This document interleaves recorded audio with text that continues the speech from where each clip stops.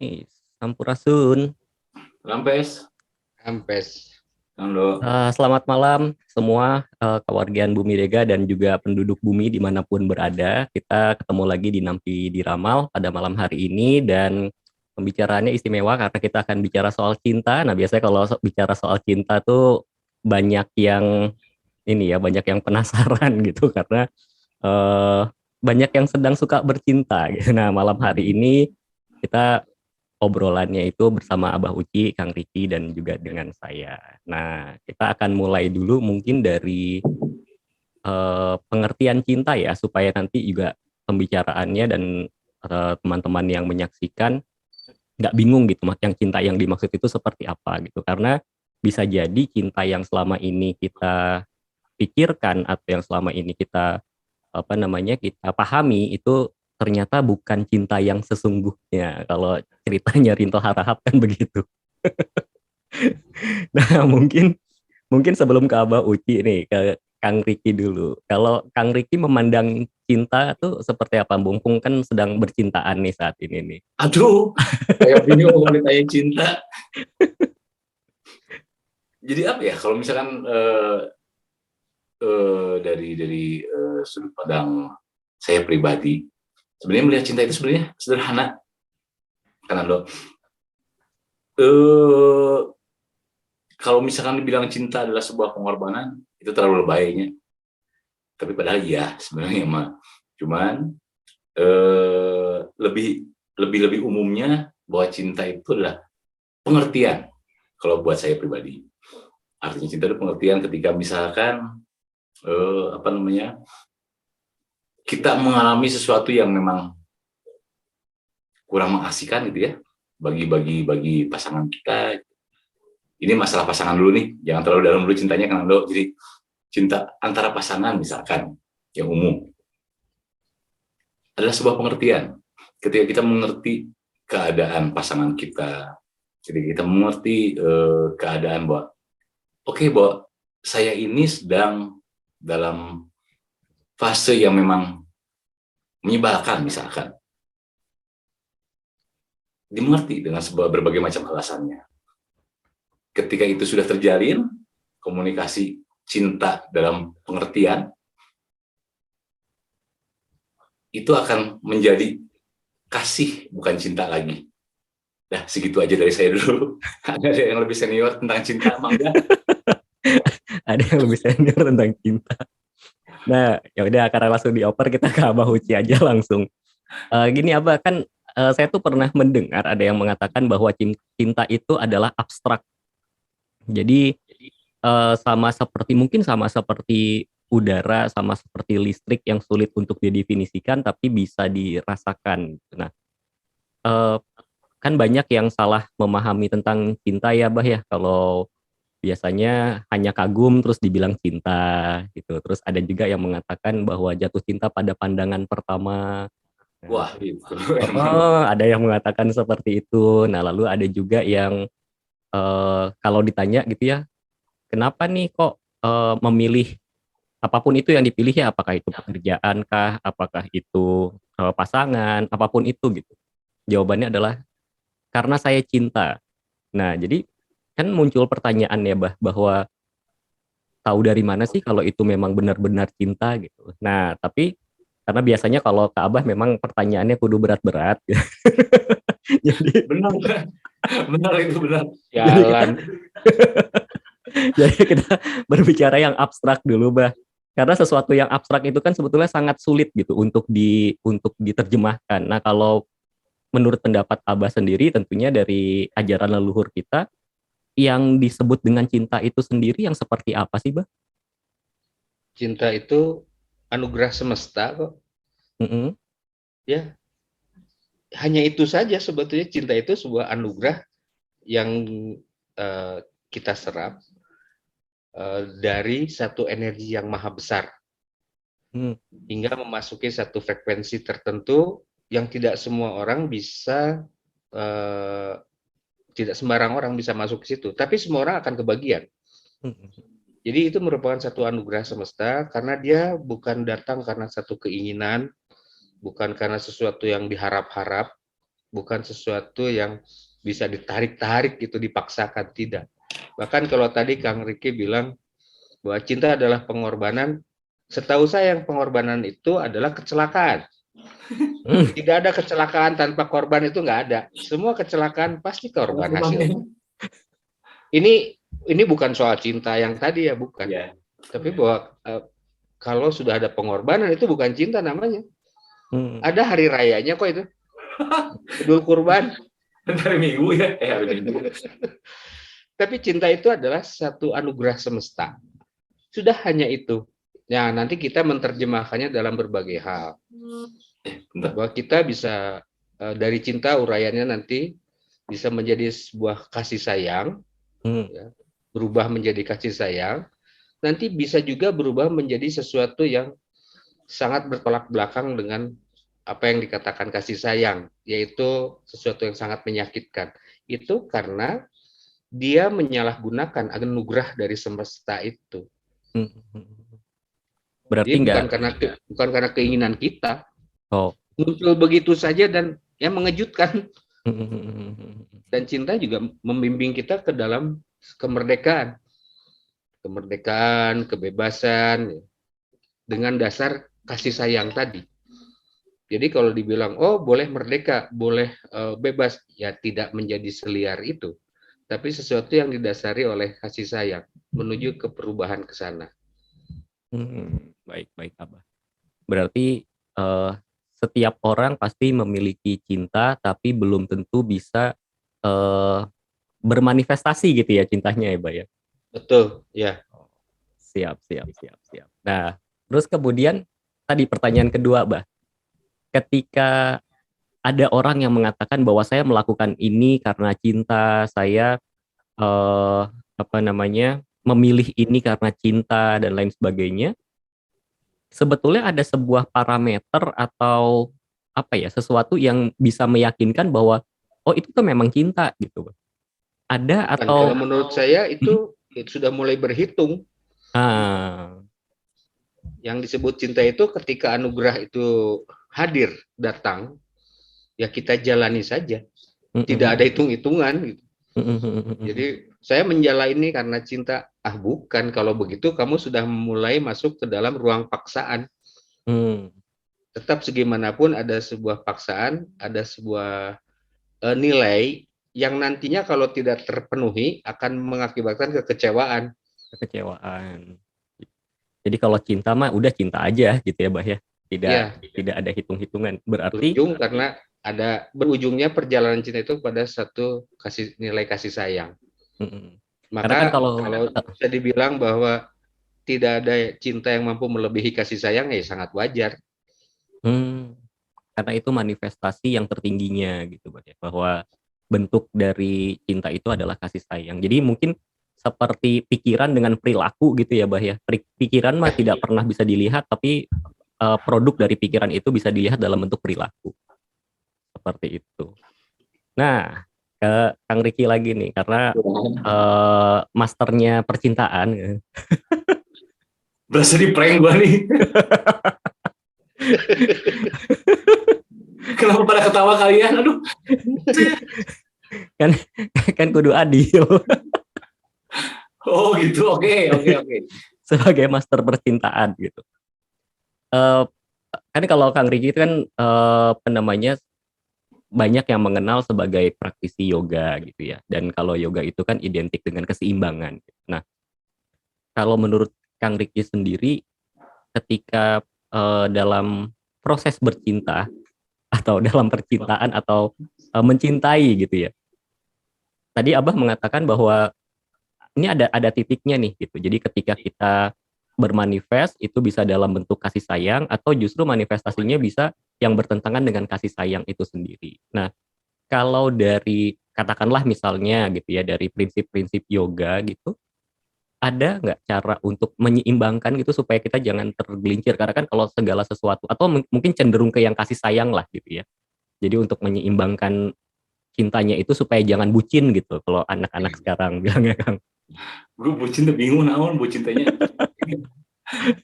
Jadi pertama kita harus menyadari dulu bahwa semua yang terjadi pada diri kita ini tidak ada yang kebetulan. Saya mengutip dari perkataan Abah, kalimat Abah, bahwa memang di dunia ini kita bertemu tidak ada yang kebetulan. Itu yang pertama. Yang kedua adalah menyadari bahwa masing-masing dari diri kita ini mempunyai cerita dalam kehidupan dan hidup, di mana semua orang itu mempunyai porsinya masing-masing. Ketika itu kita mulai tersadar dengan bahwa bahwa saya ini memang mempunyai sebuah cerita yang harus saya jalani, bahwa saya ini mempunyai sebuah cerita yang harus saya nikmati prosesnya, itu kayaknya nggak akan jadi hal yang terlalu rumit ya, ketika kita bisa atau belajar menyadari hal itu. Cuman memang yang jadi masalah lagi kan Ando, ketika prosesnya itu tentang cinta, mau itu misalkan perasaan yang timbul dari rasa cinta kita terhadap sesuatu, entah itu pekerjaan, entah itu lawan jenis, dan lain sebagainya. Banyak belajar, saya pribadi banyak belajar bahwa oh ternyata ini ya, gitu maksudnya. Ketika kita udah ngeh dengan setiap porsi dari masing-masing diri kita, bahwa mempunyai porsi sendiri-sendiri untuk dijalankan, untuk dilalui gitu. Walaupun itu memang kadang-kadang untuk sebagian orang itu tidak masuk akal, kadang-kadang untuk sebagian orang itu tidak enak ketika kita menjalani suatu proses perjalanan menuju cinta yang berkembang nanti menjadi finalnya menjadi kasih gitu ya. Ketika kita tersadar itu tidak ada masalah, maksudnya akan baik-baik saja maksudnya gitunya. Nah, yang celakanya adalah ketika kita terlalu berharap pada sesuatu yang memang belum jelas endingnya. Nah, itu yang kadang-kadang jadi masalah di kemudian hari. Karena kita terlalu berharap, menyimpan harapan bahwa mungkin kalau misalkan saya nanti begini akan mendapatkan ini. Kalau saya begitu akan mendapatkan itu. Nah, banyak yang terjebak dalam dua kalimat tersebut, ini dan itu. Karena terlalu banyak menginginkan imbalan dan memang mengutip dari kata-kata Abah tadi, sudah berhitung. Karena kalau misalkan masalah cinta itu ya tidak ada hitung-hitungan. Kamu melakukan apa yang harus kamu lakukan. Tidak ada hitungan tentang pahala, tidak ada hitungan tentang dosa. Karena ketika kita balik lagi berhitung, ya itu akan banyak persepsinya ya, karena ya maksudnya akan banyak ceritanya. Ketika satu orang melihat dari sisi kanan, ya mungkin sebagian orang melihatnya dari sisi sebelah kiri, itu pasti akan berbenturan terus. Gitu kan Ando. Siap. Jadi menjaga kesadaran gitu dalam mencintai juga penting ya Kang Rifki ya. Tuh, jangan terlalu banyak berharap. Harapan kadang-kadang suka di-prank sama harapannya. Suka di-prank. Di-prank sama harapan. Sama Abah di-prank. Nah, jadi mungkin ya saguluyurnya, kalau kata Abah mah saguluyurna lah gitu. Dalam artinya saguluyurnya bukan tanpa usaha. Kita berusaha tapi ya sudah nikmati saja gitu, apa yang kita bisa maksimalkan saat kita melakukan proses itu, ya sudah nikmati di situ saja gitu. Tidak usah terlalu berlebih. Nah, kemudian nih kembali ke Abah Uci lagi nih, Bah. Ketika jadi banyak cerita gitu ya, ada orang-orang yang menjadi posesif terus kemudian mengatakan bahwa dia posesif itu karena dia mencintai. Jadi posesif terhadap apa saja sih gitu. Jadi ada yang posesif terhadap barang, barangnya nggak boleh dipinjam gitu ya. Posesif pisan gitu. Alasannya ya karena kan mencintai barangnya supaya jangan rusak dan lain sebagainya. Kalau dipinjam nanti bisa rusak gitu. Ada juga yang posesif misalnya kepada pasangan, sampai-sampai pasangannya mau ke dapur juga nggak boleh gitu, Bang. Edan. udah pasangannya nggak boleh ke dapur, terus dia sendiri yang protes gitu kan. Kenapa nggak ada makanan gitu. Nah. Itu nyindir kalau nyindir apa gimana? Enggak. Oh, enggak. Kan tidak ada yang merasa tersindir. Tapi kalau ada yang merasa tersindir ya bagus gitu kan. Bagus. Kalau ada yang merasa tersindir ya syukurin gitu kan. Nah, sikap posesif ini sendiri kan mereka seringkali mengatakan atas dasar cinta saya ini posesif. Jadi banyaklah kasus gitu bah ya, baru pacaran gitu terus kemudian udah nggak boleh bergaul gitu. Bahkan yang rame sekarang di kalangan anak muda tuh bah kalau ngeliat meme-meme gitu, ada jadi kan sekarang banyak yang meme itu dibikin dari percakapan WhatsApp gitu bah ya. Jadi ada pertanyaan ceritanya dari pacarnya gitu. Sayang kamu lagi apa? Gitu. Aku lagi istirahat. Kamu udah makan belum? Sudah. Kan aku belum nyuruh. Kenapa kamu makan? Gitu. Jangan kayak gitu lah. Jangan kayak gitu lah. Jahat banget kan lo. Jadi ada lucu-lucuan seperti itu, bah. Tapi kan artinya menjadi sebuah bahan perenungan ketika kok banyak yang menggunakan tema-tema seperti ini. Kan kadang-kadang guyon-guyon atau lelucon-lelucon seperti itu melambangkan memang ada sesuatu yang terjadi di masyarakat. Nah, Abah Uci sendiri melihatnya ketika sikap posesif ini yang walaupun mengatasnamakan cinta, ini bisa bisa ada dan bisa muncul itu lebih karena apa, Bah, sebetulnya? Ketika seseorang menjadi posesif.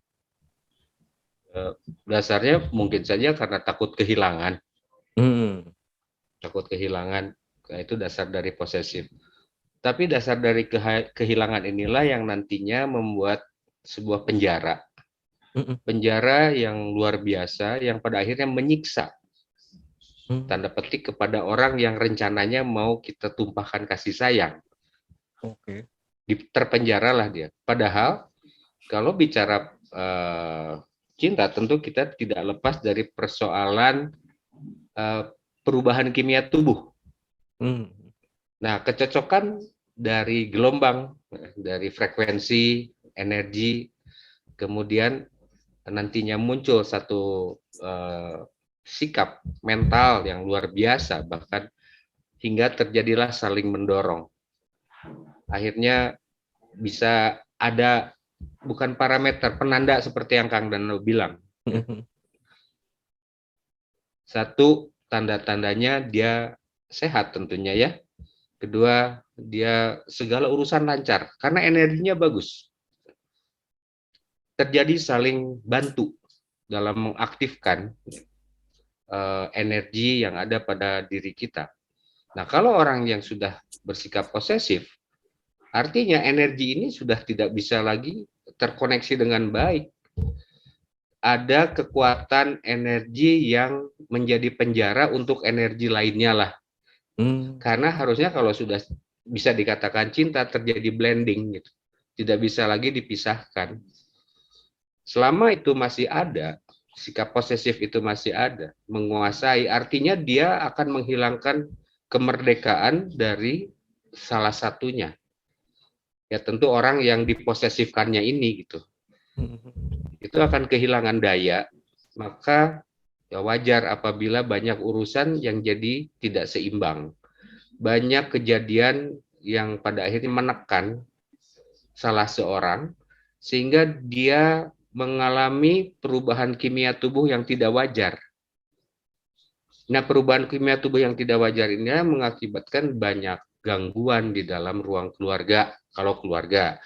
Kalau di dalam barang, kita pun jangan menganggap bahwa barang tidak hidup. Barang itu memiliki gelombang.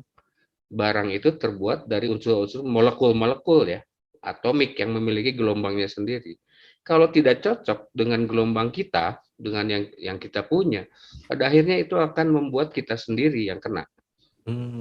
Contoh misalnya orang merasa suka dengan benda-benda yang tanda petik disebut pusaka. Kalau tidak cocok frekuensinya, energinya tidak cocok dengan diri kita, bukannya menjadi satu benda yang betul menjadi pusaka, bahkan menjadi berbalik. Dia membawa malapetaka bagi pemiliknya. Jangan jauh-jauh, bahkan cincin saja ya, cincin batu. Kalau tidak cocok dengan kita, penggunanya, itu bahkan akan merusak, bukannya tambah baik.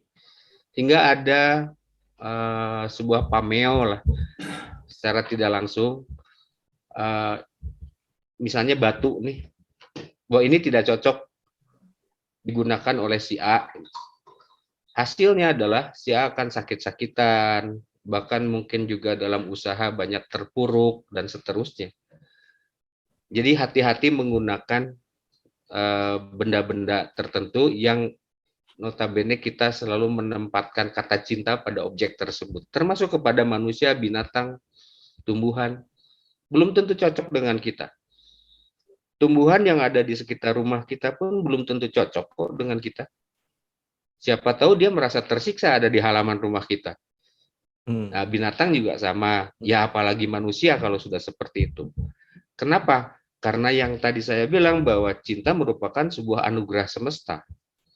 Dan walaupun tidak ada kebetulan, jangan-jangan kejadian itu memang harus dia alami. Pengalaman ini bisa menjadi sumber dari penempaan jiwa setiap orang. Misalnya dirasakan jadi tidak enak, dirasakan menjadi satu penyakit, dirasakan menjadi sebuah hambatan, yaitu kalau kita mau menanggapinya secara positif, yaitulah media-media yang digunakan oleh semesta untuk menempa jiwa setiap orang. Itu. Baik, Abah. Berarti kalau bisa disimpulkan tadi ya bahwa posesif itu adalah satu sikap yang ekstrim gitu, Bah ya, dari karena ada takut kehilangan yang sebetulnya mungkin dorongannya sih nggak jelek gitu karena takut kehilangan pasangan dan lain sebagainya atau takut kehilangan barang dan lain sebagainya, tapi karena manifestasinya terlalu ekstrim jadi posesif seperti itu. Nah, berarti kata kuncinya kalau saya boleh menyimpulkan, ketika kita mencintai sesuatu maka perlakukanlah sewajarnya sesuai dengan fungsinya gitu ya, Bah ya. Sehingga nanti semuanya akan dinamis. Bisa seperti itu atau Ya, gimana? sama dengan kalau lihat begitu kan, siapa sih manusia yang tidak ingin bebas? Ya. Siapa manusia yang tidak ingin merdeka? Apakah ada manusia yang suka dengan satu kurungan? Peraturan yang betul-betul begitu ketat, mau ke dapur aja nggak boleh gitu. Bahkan mau mandi saja nggak boleh sebelum disuruh. Iya. Kayak Kang Riki gitu kan, kalau udah disuruh, nah, barulah dia mau mandi. Kalau nggak disuruh dia nggak mandi. Kadang disuruh juga nggak mau juga, Bah. Saking posesif sama dirinya sendiri dia. Iya sih, betul, Bah ya. Nggak ada orang yang mau terkurung, baik itu secara fisik maupun secara mental, karena kemarin PSBB aja banyak yang stres, Bah. PPKM banyak Termasuk yang stres. kecerdasan ya, nggak ada yang mau. Jadi Iya, hanya orang bodoh yang kecerdasannya mau dipenjara. Nah, penjara kecerdasan adalah dogma. Ya, itu sudah posesif. ya. Saya nggak ngomongin agama ya. Kang Riki tadi yang ngomong agama. Kang Riki yang mancing-mancing. Nah, berarti sebetulnya cinta itu karena dia adalah anugerah semesta, berarti semesta ini sudah sudah mungkin kalau bahasanya set up gitu ya, sudah melakukan setting di dalam ruang kehidupan kita untuk bagaimana kita bisa mencapai sebuah kebahagiaan dan mendapatkan satu kehidupan yang lebih baik. Nah, ya. Berbicara soal kehidupan yang lebih baik kan tentunya kita juga bolehlah ya sebagai manusia punya harapan, walaupun juga kita juga menyadari bahwa terlalu banyak berharap juga akan berakhir pada kekecewaan gitu, Pak. Tapi seandainya kita boleh berharap secara sewajarnya, tentunya sederhananya setiap orang tua pasti akan menginginkan generasi berikutnya akan lebih baik gitu, Bah. Nah, ini kita masih berkaitan dengan bagaimana cinta bisa mengubah mengubah atau mematahkan tanda kutip kutukan gitu ya, kutukan karma dari orang tua ke anak gitu, Bah. Atau mungkin mematahkan luka batin mungkin ya lebih tepatnya, bukan karma, tapi mematahkan luka batin dari orang tua ke si anak. Karena kan gimana pun juga mungkin orang tua bisa melakukan apa yang terbaik yang bisa dilakukan, hanya belum tentu dianggap baik oleh anak gitu, sehingga ada harapan yang tidak tersampaikan dan melahirkan kekecewaan pada anak, sehingga anak ini menyimpan sebuah luka batin atau trauma gitu, Bah. Nah, ketika anak ini beranjak dewasa dan kemudian menikah, kan luka batin itu juga akan dibawa ya, Bah ya. Terlepas disadari atau tidak gitu. Nah, bagaimana proses mencintai ini, Bah, dengan kesadaran tentunya bisa mematahkan luka batin itu sehingga nanti generasi berikutnya tidak perlu mengalami hal yang sama atau mungkin lebih baik gitu ya, Bah, ya. Dan tapi kan kalau bahasannya begitu aja agak-agak simpel gitu, Bah. Jadi kita supaya intelijensianya kelihatan. Jadi pembahasannya itu dari mulai bagaimana bisa dipertemukan. Tadi sebetulnya Abah Uci sudah menjawab ya, dan Kang Riki juga sudah menjawab bahwa kita bertemu bukan sebuah kebetulan. Jadi ketika ada dua orang yang menikah itu juga bukan sebuah kebetulan dia akan menikah. Tapi ketika terjadi konsepsi gitu, Bah. Ketika terjadi sebuah konsepsi, kemudian apa namanya sebuah katakanlah terjadi pembuahan gitu ya, terjadi pembuahan, terus banyak yang menyangkakan bahwa anak itu lahir suci, polos, nggak ada apa-apanya, putih seperti kertas gitu. Nah, padahal kalau dari pengalaman di ruang praktek misalnya, Mbak, itu tidak jarang bahkan mungkin mewarnai hampir 75% dari kasus-kasus itu akar masalah terjadi di dalam kandungan, Mbak. Nah, kalau dari perspektifnya Abah Uci, Kang seberapa Riki jauh dulu lah. nanti karena yang susahnya biar ke Kang Riki, Mbak. Oh gitu, betul, setuju. Yang susahnya biar ke Kang Riki. Aduh, ya Ya, malu lah teman-teman, jadi kita yang paling memang muda di sini, biarin nggak apa-apa, kita terima aja. ya memang mau tidak mau, dan ini juga mungkin agak mungkin tidak ada dalam ruang kedokteran. Ini belum menjadi sebuah kajian khusus sehingga bisa dikatakan belum ada sih. Tapi dalam ruang spiritual, termasuk dalam bagaimana kita memahami manusia sebagai manusia. Tentu ini terkait dengan persoalan spiritual kalau kita sudah mau memahami persoalan manusia sebagai manusia dan manusia itu apa. Bahwa manusia terlahir pasti membawa 3 luka, itu sudah pasti. Luka yang memang ada pada dirinya, luka jiwa ya. Luka jiwa bukan luka secara fisik. Luka jiwa yang dia bawa pada kehidupan di masa lalunya. Karena dalam ajar Pikuku Sunda itu disebutkan ketika bahwa indung lajang Bapak bujang urang geus magelaran. Artinya ketika ibu kita masih lajang, bapak kita juga masih mojang, kebalik, ibu mojang, bapak masih lajang, mereka belum bertemu gitu. Kita itu sudah pernah ada. Kita itu sudah ada dalam satu tempat tertentu lah. Di nirwana biasanya. Nirwana itu artinya itu artinya tidak, fana itu artinya nyata, di suatu ruang yang tidak terlihat nyata. Atau sering disebut ada di kahyangan. Itu kita membawa satu luka jiwa.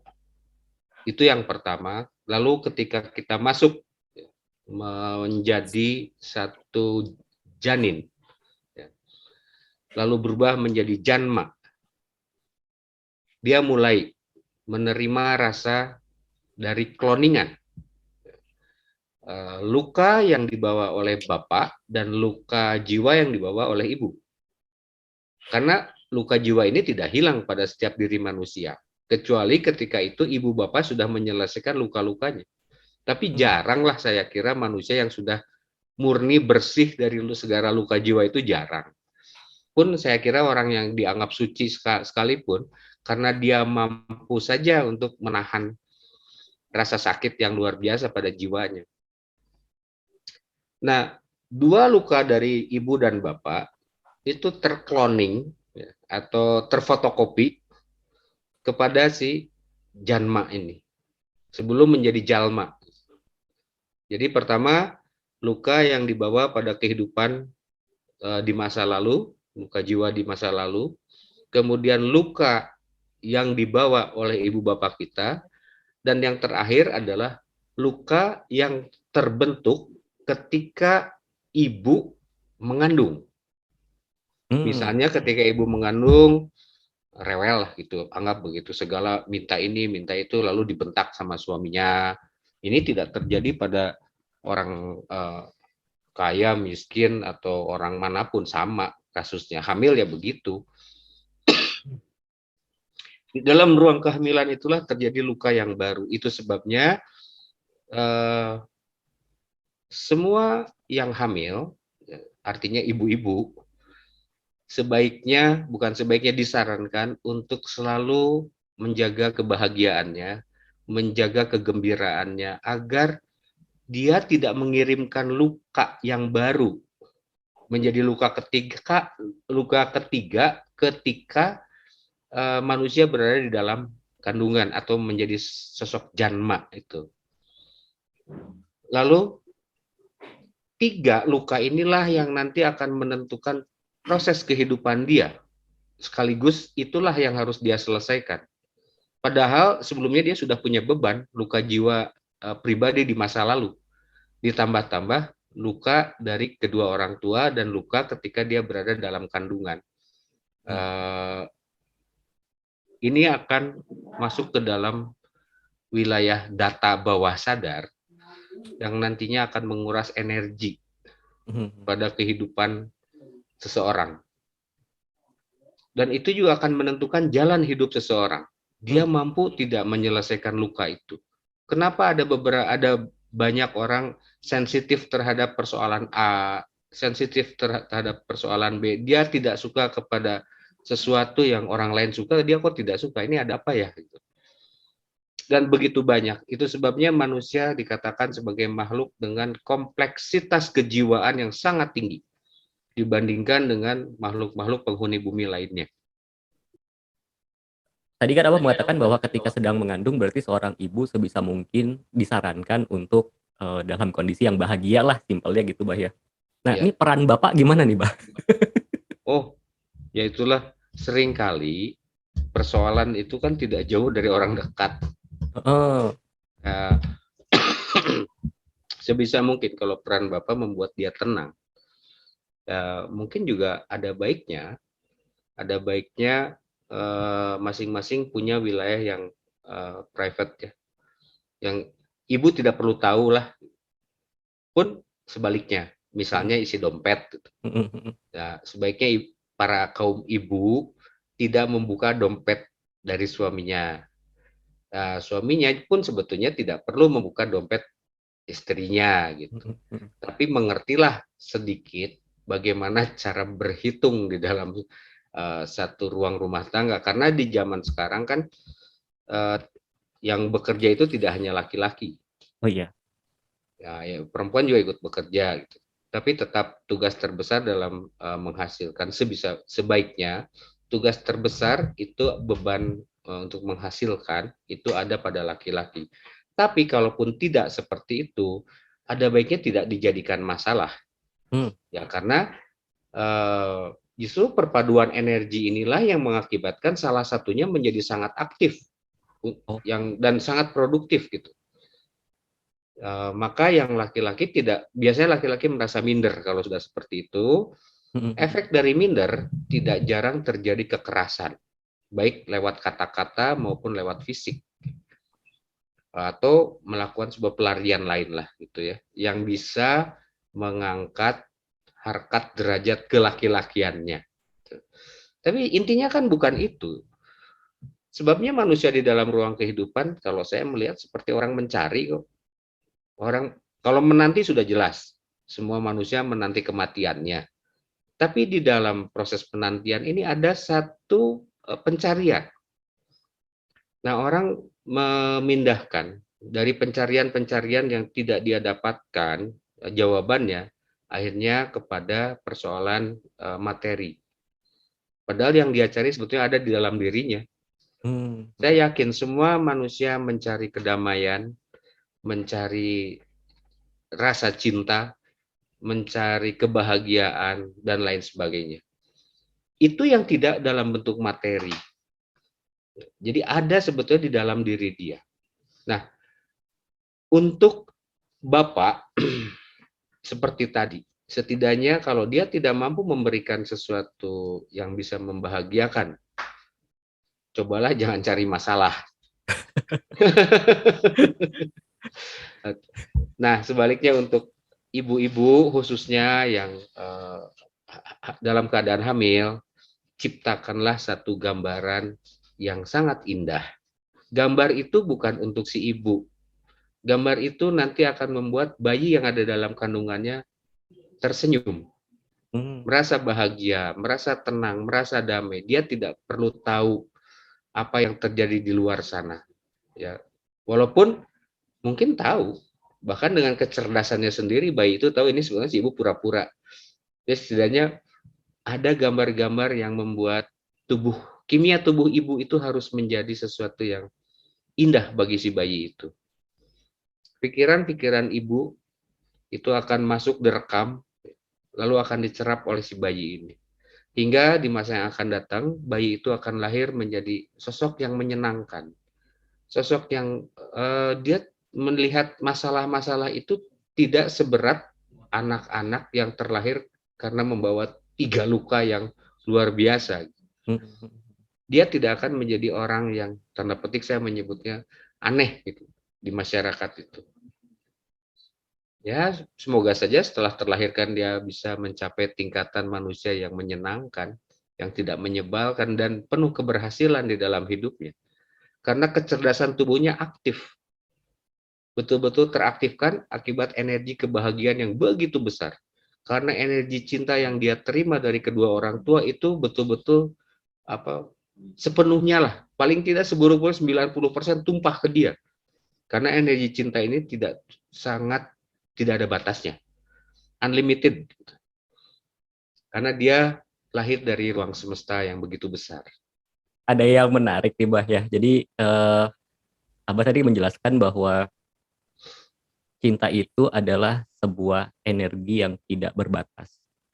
Nah, di satu sisi tadi juga dalam bentuk manifestasinya ya, dengan sebuah cerita bahwa sebaiknya ibu-ibu itu atau para istri tidak membuka dompet suaminya dan suaminya pun sama gitu. Berarti kan ada batasannya Bah ya, ada lingkup personal lah di situ. Iya. Nah, tapi banyak yang mungkin salah menempatkan Bah ya. Jadi karena energi cinta itu tidak berbatas, pada akhirnya juga ketika berpasangan malah jadi tidak ada batasan Bah. Mungkin kalau ngelihat dompet masih ada inilah ya, masih ada kesepakatan lah ya, karena ada juga mungkin gitu yang tipe suami yang kalau istri minta uang udah ambil sendiri di dompet misalnya gitu kan. Habis itu begitu suaminya pergi pusing sendiri, nah habis gitu kan. Isi bensin nggak bisa gitu. Terus kata istrinya salah sendiri nyuruh ngambil sendiri gitu. Tapi yang sering itu bahkan sampai ada kasus di mana sampai ngecek laci kantor gitu Bang. Terus si bapaknya juga, si suaminya itu sampai ngecek, istilahnya tuh sampai laci celana dalam istrinya tuh dicek gitu loh Bang. Nah ini kan ada suami istri kepo itu. Bukannya saling membantu, mendorong, malah saling curiga. Jadi dua-duanya kayaknya dari agen intelijen itu saling bercinta. Atau kebanyakan nonton film detektif, di sini ada kamera tersembunyi gitu.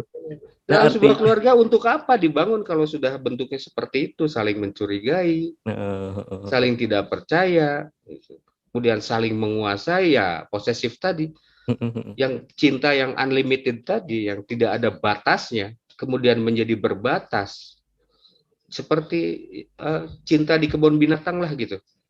Dimasukkan ke dalam kurungan, betul gemuk, sehat dan lain sebagainya, tapi dia tidak pernah melihat pelangi, dia tidak pernah merasakan air terjun, dia tidak pernah merasakan berburu dan lain sebagainya.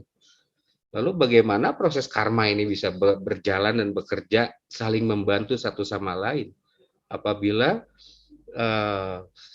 nilai posesif ini betul-betul muncul di dalam sebuah pasangan. Kita bicara tentang manusia sajalah. Akhirnya apa yang disebut dengan cinta itu adalah sebuah penjajahan. Nah, mungkin dari situlah nilai yang disebut bahwa cinta adalah pengorbanan. Pengorbanan apa? Efek penjajahan. Itu tidak terjadi pada perempuan saja ya, laki-laki ke perempuan enggak, perempuan ke laki-laki juga ada. Termasuk juga ketika terjadi kekerasan dalam rumah tangga, biasanya kan misalnya tidak bisa dimediasi, terus jalan satu-satunya katakanlah bercerai, biasanya yang jadi senjata kan anak ya Pak ya Bah ya. Ya, betul. Jadi demi anak dan lain sebagainya. Nah itu eh, apa ya? Karena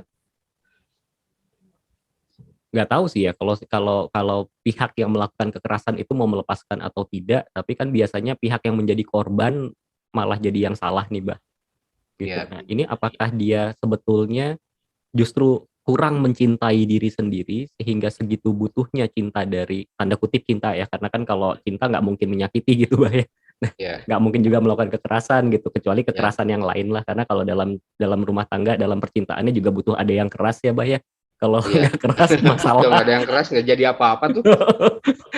Malah jadi masalah gitu. Nah, jadi jadi ya, untuk teman-teman dalam rumah tangga itu perlu ada kekerasan dalam batas tertentu. Iya, dua-duanya harus ada yang keras. Kalau nggak kacau urusan, Kacau. bisa pusing nanti. Tapi, tapi ketika ada sebuah situasi di mana ya katakanlah ada seorang suami melakukan tindak kekerasan dalam rumah tangga kepada istri, terus kemudian istrinya bersikeras bahwa tidak mau berpisah gitu dengan alasan, biasanya alasannya macam-macam lah, Bah, ya. Tapi ya mungkin kita tahu lah bahwa itu sih sebetulnya hanya sekedar alasan gitu, karena kalau kan logikanya kalau betul-betul memikirkan anaknya harusnya dia juga harus berpikir bahwa justru kasihan anaknya melihat orang tuanya begitu terus kan ya, Bah. Jadi saksi kekerasan gitu kan juga akan menimbulkan trauma pada anak gitu. Nah, Ya, apakah artinya si perempuan ini atau si istrinya atau siapapun lah yang menjadi korban di sini, ketika pada akhirnya dia harus justru merasa bahwa dirinya yang salah sehingga dia layak diperlakukan dengan keras seperti itu, ini berkaitan dengan kurangnya rasa cinta pada diri sendiri sehingga tidak bisa menghargai diri sendiri, atau apa, Bah, sebetulnya yang sampai membuat kok sampai segitunya gitu? kalau saya sih melihat banyak persoalan itu menjadi tidak aneh Mhm, saat kita bicara satu tidak ada kebetulan, ya, kedua bahwa semua manusia terlahir membawa karmanya masing-masing. mhm mhm, Jangan-jangan itu pun penebusan. penebusan karmanya. Nah, penebusan karma dia atau ya data-data dia di masa lalu yang memang tidak baik gitu di masa lalunya, lalu dia harus memetik buahnya di zaman sekarang. Mmm, Jadi artinya bahwa ketika kita ingin mencoba memahami tentang hubungan manusia dengan manusia, ya baik itu di dalam rumah tangga maupun dalam ruang pergaulan sosial, jangan lupa bahwa semua merupakan proses perjalanan karma, proses bekerjanya ya, data-data yang ada di dalam diri kita, sehingga kita harus mengalaminya sedemikian rupa. Tapi bukan berarti kita harus tenggelam dengan atau menyerah dengan pernyataan bahwa oh ini karma. Bukan, bukan begitu. Karena karma ketika dijalankan pun harus bisa kita kendalikan. mhm, Artinya jika dihantam, jika karmanya sebuah hantaman, hantaman ini kena tetap, tidak mungkin lolos dari hantaman karena itu memang yang harus dibayar. Hanya bagaimana caranya ketika menerima hantaman itu sakitnya tidak luar biasa. Sakitnya menjadi ya biasa sajalah. Kalau kalau lebih bagus lagi ya tidak terasa apa-apa. Karena rasa itu adanya pada jiwa. Perasaan ada pada ruang fisik kita. mmm, Jadi permainan dari sistem kerja di otak itu perasaan namanya. Tapi kalau rasa itu masuknya pada persoalan jiwa. Nah, ini yang nantinya menjadi satu pertanyaan buat semua orang. Saya memiliki rasa cinta atau saya punya perasaan cinta? Kalau perasaan belum tentu rasa. mmm, Jangan-jangan itu hanya perasaan saja. oh, Nah, pada saat karma ini terjadi antara si A dan si B, gitu, dua-duanya ternyata harus saling menebus, harus saling menyelesaikan, saling bantu. Apalagi kalau kita bicara dalam ruang rumah tangga ya, dalam kebersamaan. pun kalau dia harus berpisah, artinya terjadi perceraian. Boleh jadi itu karma sudah selesai. Tapi ada cirinya. Selesainya sebuah karma pasti akan menunjukkan tingkat kehidupan yang lebih baik. Itu ciri-ciri karma sudah selesai. Misalnya setelah cerai, ternyata masing-masing jadi pada sehat, baik secara ragawi maupun secara jiwani. Lalu bilanglah dalam dunia zaman sekarang kita tidak terlepas dari persoalan usaha. Gitu. Dunia usaha pun menjadi lancar. Hubungan atau relasi dengan banyak orang menjadi sangat mudah sekali. Nah itu ciri-ciri ketika karma sudah selesai dan dia akan menjadi penghapus pada luka-luka jiwa itu. Luka-luka jiwa itu menjadi mulai tertutup sehingga energi untuk menjalani kehidupan itu sepenuhnya muncul. Tapi tentu baru satu. Setiap manusia membawa miliaran karma mungkin yang entah kapan selesainya.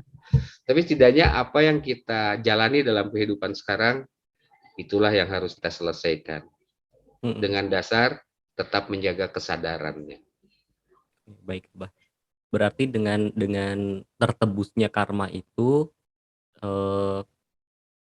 pada akhirnya gini, Bah, pada akhirnya kembali lagi pada pilihan kita atau ada pilihan, bukan pilihan ya, kalau kita tidak memilih kan berarti bukan pilihan ya, Bah, namanya ya. Tapi misalnya gini, ketika proses karma itu selesai berarti sudah menjadi pilihan dari individu masing-masing untuk memaknai peristiwa yang sudah terjadi sehingga proses karma yang sudah dilewati dalam hal ini urusan percintaan tadi ya, Bah, ya. Proses karma yang sudah dia lewati tadi kan Abah mengatakan bahwa tandanya sudah selesai adalah ketika kehidupannya lebih baik. Nah, tapi ada kemungkinan nggak, Bah, ketika kasusnya mungkin seperti itu, terus berujung pada perpisahan, hanya mungkin karena salah satu pihaknya lah katakanlah tidak tidak bisa memaknai apa yang terjadi, pada akhirnya dia harus mengulang karma yang sama, itu mungkin nggak, Bang? Sangat mungkin. Bahkan tidak perlu menunggu lama. Hmm. Setelah terjadi perpisahan, yang satu mencuat, yang satu tenggelam. Artinya, yang satu tidak memahami, bahkan dia terikat, terjebak, dan melakukan kebodohan yang kedua kalinya. Gitu. Harusnya ketika dia mulai, oh iya sudah selesai. Nah, hanya selama ini kan selalu kita dihalang-halangi oleh, bukan kita, manusia seringkali dihalang-halangi oleh sebuah alasan tentang anak dan lain sebagainya. Padahal anak itu sendiri akan membawa karmanya sendiri, itu yang tidak ada kaitannya sih dengan kedua orang tua. Dia akan menjalani kehidupan secara bebas sesuai dengan pilihan dia. Nah, kenapa seseorang bisa sampai nyungsep gitu pada saat ada satu kejadian tertentu, yaitu karena dia tidak mampu menggunakan kesadarannya lagi. Dia tingkat kesadarannya malah turun, bukannya naik. Seharusnya ketika apapun kejadian yang muncul di dalam kehidupan kita, enak, tidak enak, kita harus berterima kasih kepada setiap bentukan, setiap kejadian yang mengakibatkan jiwa kita tumbuh. Kesadaran kita terus naik, gitu, berkembang. Tapi tidak jarang orang malah sebaliknya. Kecerdasannya semakin menciut, yang muncul hanya kekecewaan, dendam, dan lain sebagainya. Kemudian juga kesadarannya juga turun, sehingga yang asalnya kesadaran dia harusnya sampai mencapai tingkat kedewasaan, ini menjadi kekanak-kanakan lagi. Nah, itu bagian dari hak prerogatif setiap orang. Tapi kalau saya menyebutnya, orang tersebut mengalami degradasi kesadaran. Nah, ini mungkin yang harus dicermati di dalam ruang pemahaman kita mengenai cinta, kehidupan, dan pembentukan kehidupan generasi yang akan datang. Baik, Abah. Nah, ini mungkin terakhir, Bah, karena waktunya sudah mepet. Ketika kita kembali lagi ke ketika proses pertemuan lah gitu ya, pertemuan atau perjodohan gitu, Bah. Nah, ini ada banyak, kasus unik yang terjadi cukup sering. Ada orang yang menikah itu semata untuk keluar dari satu situasi yang yang dia nggak suka gitu. Jadi kalau di sini banyak yang konsultasi itu, menikah itu karena udah nggak betah di rumah, menikah itu karena udah nggak kuat ngadepin orang tuanya, jadi siapa we yang ngajak nikah dinikahin gitu, Bah, ya. Ini ini kan berarti apa, Bah, ya? Itu kan sebuah pertaruhan ya, Bah, berarti ya? Bahwa sudah tidak lagi menggunakan, eee, akal sehat gitu, dan lucunya ketika menikah pun pada akhirnya mendapatkan pasangan yang nggak jauh-jauh dari sifat orang tuanya, Bah, gitu. Nah, atau mungkin tadi ya ketika Ya proses itulah, itu, ketika itulah ketika proses karma berjalan. heeh, gimana, Bah? Ya, ketika karma berjalan, tidak ada yang bisa dihindari. Mhm mhm mhm. Dan yaitu tidak ada kebetulan. Mhm. Pun pikiran yang dia punya mengenai perkawinan tadi, itu bukan kebetulan. Mmm, mhm mhm Itu mhm. mustahil ada kebetulan pada saat tubuh manusia hanya sebuah wadah yang berisi rekaman data. Mhm mhm Jadi mhm. data yang aktif ya yang itu aja gitu. Yang Mhm ya mhm. udahlah, kawin aja dengan siapapun nggak ada masalah. Yang penting saya bebas dari tekanan orang tua, saya bebas dari satu kondisi yang tidak enak gitu. Mhm mhm. Itu pikiran itu muncul diakibatkan karena dia pernah punya pengalaman berpikir seperti itu. Mhm Maka terjadi lagi pemikiran begitu. mhm. Soal bahwa ini adalah baik atau buruk itu bukan hak kita dalam apalagi menjadi hakim Menjadi hakim. untuk kehidupan seseorang. Jangan pernah. Kadang-kadang kita tidak adil juga sama diri sendiri kok. Mhm mhm. Kalau kita mau menjadi hakim untuk diri sendiri ya, kadang-kadang kita juga tidak adil kepada diri sendiri. Iya Ya apalagi untuk menghakimi orang lain, iya. Tapi tapi yang enak ya memang menghakimi sih, Bah. paling asik itu. Paling enak, paling Hiburan rame, pula. paling seru. Nah, Bah, tadi, ini benar-benar terakhir, aduh, kayaknya kalau kalau dilanjutin nggak ada akhirnya ini. Eee, Tadi Abang mengatakan bahwa ketika, apa ya, ada satu, pemikiran yang muncul itu pun bukan juga sebuah kebetulan karena dulunya pernah. Nah, bisa disikapi begini nggak, Bah, karena justru karena dulu kita pernah seperti itu, ada rekaman data seperti itu, kalau kita menggunakan kesadaran sebetulnya kita bisa bisa mengubah gitu di situnya. Jadi kita tidak perlu melakukan itu gitu. Bisa ya, Ya, Bah? bisa. Itu banget. Mmm, mhm mhm. Itulah fungsi kesadaran. Mmm, tapi karmanya misalnya katakan gini, Tetap saja situasi yang berjalan, karmanya tetap berjalan. tetap berjalan, tapi Heeh. hasilnya tidak fatal. Gitu. Oh, baik baik. Contoh gini, Heeh heeh. orang hilang, orang dapat masalah, kadarnya misalnya 10 Mhm dari skala 100. Bagi seseorang, karma atau kejadian 10 ini begitu sakit dan sangat bebannya menjadi sangat berat. Tapi bagi sebagian orang, kok kayaknya nggak ada apa-apanya itu, mhm mhm mhm mhm. biasa-biasa aja. Mhm. Nah, ada lagi yang memang bebannya sampai ke skala 100 mentok gitu. Dia mampu menjalannya dengan tenang aja tuh. Biasa aja, tidak putus asa, tidak mengambil jalan pintas bunuh diri dan seterusnya, enggak. Itu karena kesadaran dia begitu tinggi. Mmm. Dia sangat tahu sekali siapa dirinya dan untuk apa dia dilahirkan. Nah, ketika kesadaran itu ada, maka masalah yang begitu berat sekalipun dia akan lewati saja. Karena hidup sebuah perjalanan dan semua akan terlewati sesuai dengan perjalanan dia. Nggak akan terseret kok. Mhm mhm mhm mhm. Nah, orang yang menjaga kesadaran itu tidak pernah terseret pada pusaran yang sama. Iya, karena dia tahu bahwa ada sesuatu yang harus dia selesaikan gitu, Bah, ya. Jadi dia Tuh. Dan menerima itu pada tanggung jawab dia. heeh heeh. Jadi nggak nyalah-nyalahin orang lain lagi gitu. Iya. Siap siap siap, Abah, aduh. Ini kalau dilanjut bisa sampai tengah malam, Bah, soalnya. Nanti Jadi banyak yang konsultasi loh.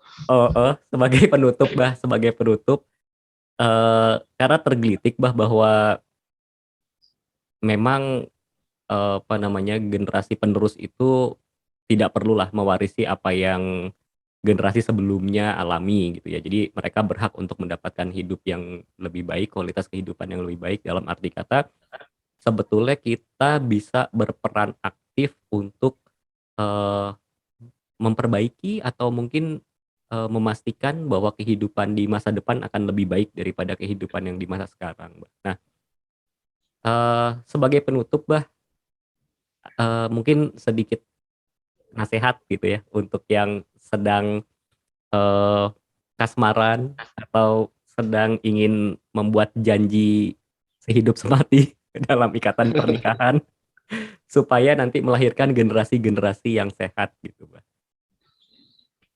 Ya, saran saya pandang segala sesuatu kejadian itu, walaupun itu persoalan cinta, pandanglah itu menjadi sesuatu yang suci.